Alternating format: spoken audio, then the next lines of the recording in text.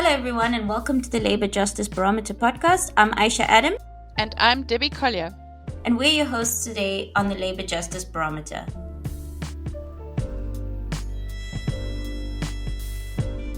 In today's podcast episode, we will be discussing Lawson versus Standard Bank. This case, which resulted in an award of $1.69 million to Ms. Lawson, highlighted the critical role of unbiased investigations and that managers must be allowed to reasonably manage their subordinates without fearing ill-conceived allegations of bullying and harassment.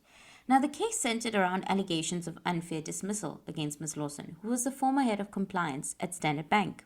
The bank accused Ms. Lawson of gross misconduct, claiming she failed to maintain a psychologically safe environment for her subordinates, which allegedly led to emotional distress and a hostile working environment. Ms. Lawson effectively challenged the employer's accusations by highlighting flaws in the investigation and the lack of substantive evidence. The defense emphasized the absence of formal grievances lodged against Ms. Lawson, the biased nature of the internal investigation conducted by Standard Bank, and the meritless allegations made against her by her subordinates. Now, the arbitration award concluded that Standard Bank had failed to discharge the onus of proving misconduct and that the dismissal was substantively unfair. As a result, Ms. Lawson was awarded compensation equivalent to 9 months of her remuneration, totaling 1.69 million rand. So, Debbie, tell me, what are your initial thoughts? What did you think of the Lawson case? Aisha, I think on the facts, the CCMA has decided correctly. The matter was pursued as an unfair dismissal, and only the substantive fairness of the dismissal was placed in dispute. And rightly so, the CCMA limited its inquiry to the case as it was stated before the CCMA. I did wonder whether this was a matter. It was treated as misconduct, but I did wonder whether the employer was correct in classifying the dispute in any event as one misconduct, or at least if the employer was incorrect in classifying her conduct as a matter of misconduct, and whether the issue shouldn't have been pursued by the employer as one of poor work performance or incapacity. It's clear that there were allegations raised against Ms. Lawson, and the employer has a legal obligation to inquire into her conduct, but it doesn't need to do so as a matter of misconduct. It could also make the inquiry on the basis of her work performance. So my initial thoughts is, yes, the CCMA has decided this correctly on the basis of how the matter was referred to the CCMA. What are your thoughts, Aisha? I definitely agree with the CCMA's approach to this, and I think that there's certain implications that I think workers and employers can take from this case. Even though it is an arbitration award, I'm very curious as to whether this will actually go to, the labor court or whether it will be reviewed. Does this decision actually reflect the current state of the law regarding the treatment of managerial workers under allegations of misconduct? So, I do think that employees who are in senior managerial positions, the law is quite settled. They are expected to know and to understand the rules of conduct as they apply. Procedure that an employer needs to follow, either in the case of misconduct or work performance, it shouldn't be too onerous on the employer, particularly where the employee concerned is in a managerial position and is expected to know and to be able to conduct themselves as expected at that level. So the burden on the employer shouldn't be too great to follow due process. But I do think the law is quite clear what due process would mean, both in the case of an allegation of misconduct or in the instance of poor work performance. Of course, that's set out in Schedule 8 of the Labour Relations Act. It's very clear, what an employer is required to do before an employee, whether a senior managerial employee or any other employee,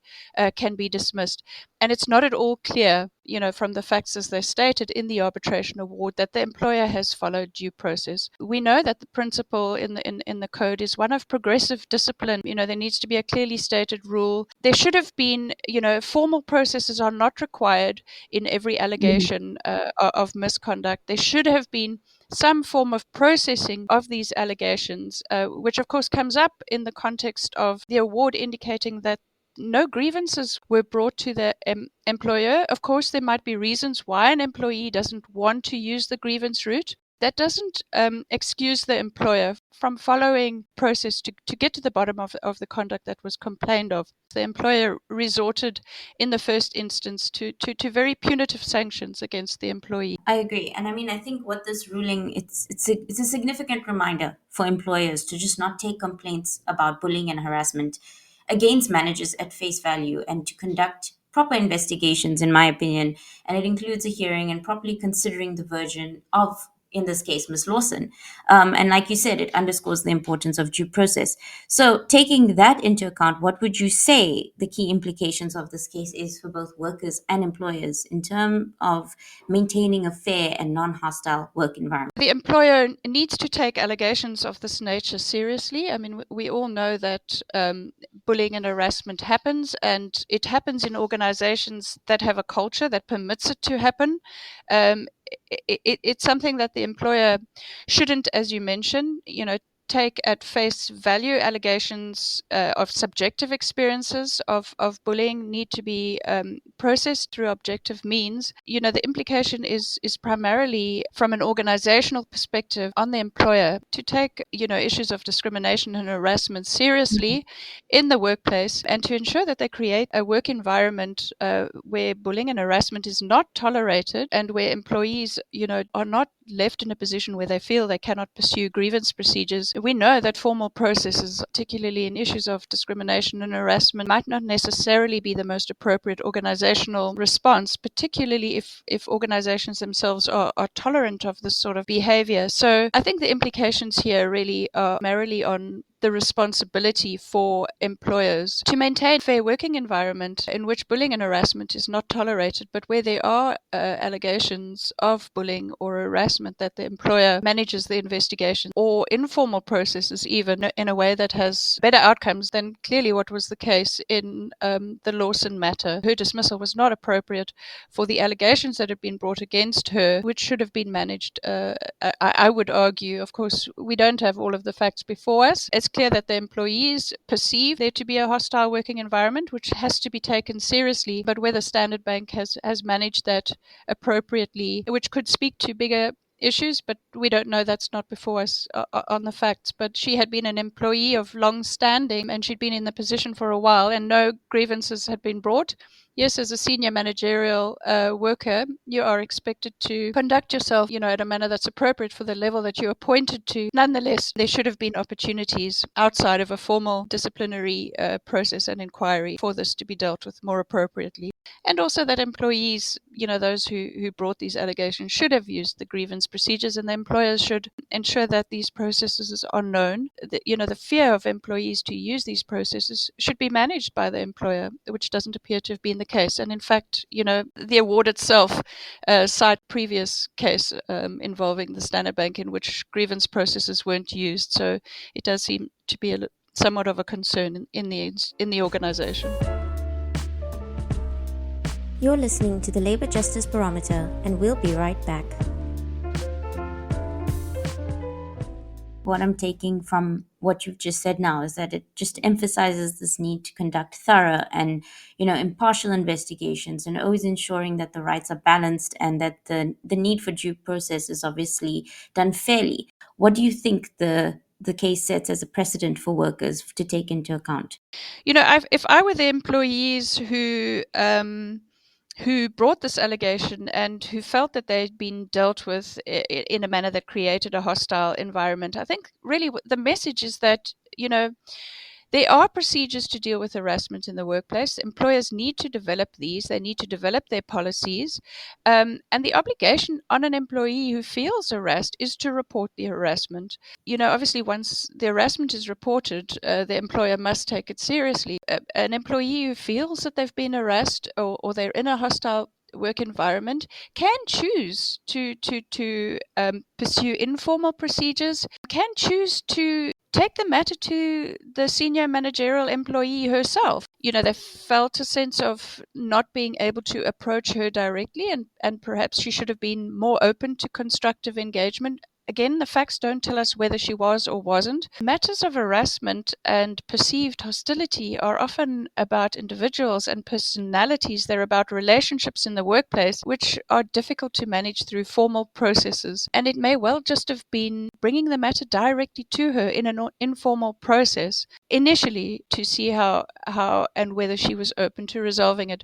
Because if the employee has followed that form of process and still perceives themselves to be in a hostile environment, it's then that grievances can be pursued, or other informal or formal processes. But it doesn't appear as if, the senior managerial employee was given any of those opportunities to reflect on her own conduct in the workplace. There is managerial prerogative, and a senior managerial employee who is managing staff, we need to differentiate between that, where she has the authority and indeed the responsibility to ensure that those who report to her are performing the work that they should be, at the standard that they should be, and that should not be misperceived to be her creating a toxic environment. So there are probably a lot of issues at play here, which don't necessarily feature into the award.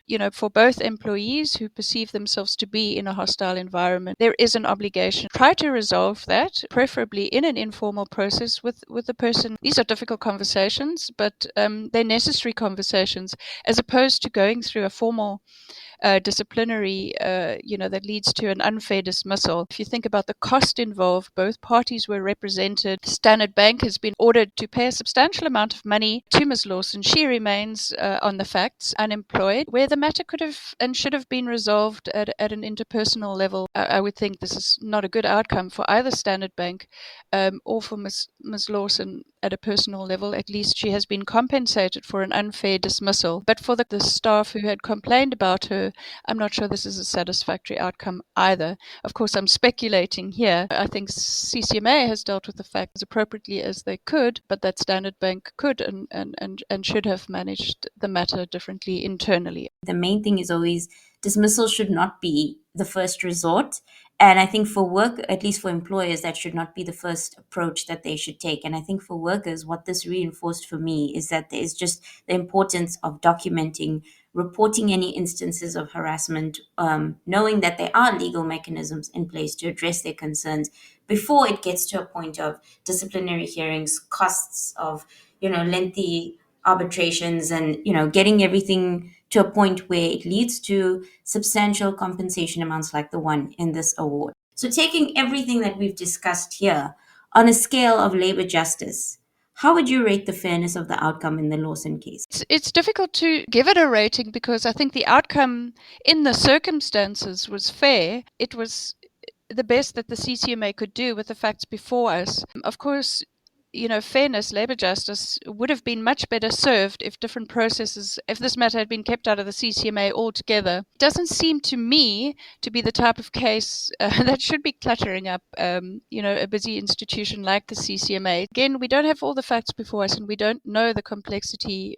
behind what may appear to be a simple matter that could have been resolved internally. There may be more to it. From reading the facts of the case, I would think that it's a matter that labor justice would have been much better served if the matter could have been resolved internally by using the processes available to employers and to employees. Informal and formal processes within the workplace should have been pursued, and of course in an ideal work environment there would have been an adjustment of conduct and behavior, and any misunderstandings resolved so that a working relationship between Ms. Lawson and her subordinates could have been achieved. Standard Bank as the employer, as an employing organization, ideally be encouraging the resolution of disputes at internal level rather than pursuing formal processes of dismissal that are then challenged at the CCMA. What this whole case did was just set precedent for the importance of maintaining objectivity and fairness. And I mean, it definitely looks at the themes of workplace harassment, managerial misconduct. And I think moving forward, it could actually influence, labor justice by, like you said, encouraging more robust policies or guidelines within the workplace and within organizations for handling these kind of situations. I think it prompts employees to always try to resolve these things internally. And I think in this situation, the CCMA handled this correctly. I don't think that this is a win-win for both parties, because as we can read from the facts ahead of us, Ms. Lawson is still, at the time of this award, she was not employed anywhere else. it reinforces the message that depending on the specific details of the case, there should be transparency in the process.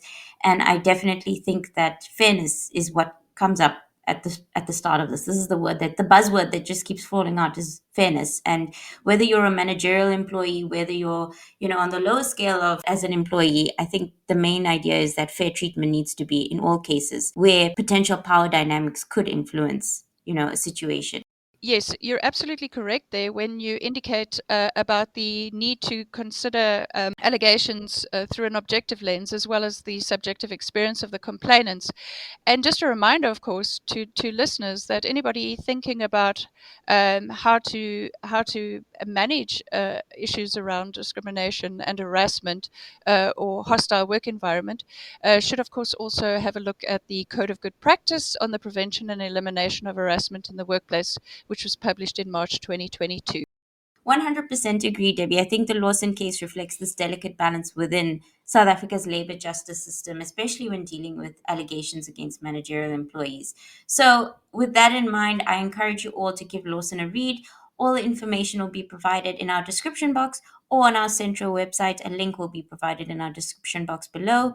I wanted to thank you all today, for all our listeners, as well as you, Debbie, for hopping onto the podcast episode.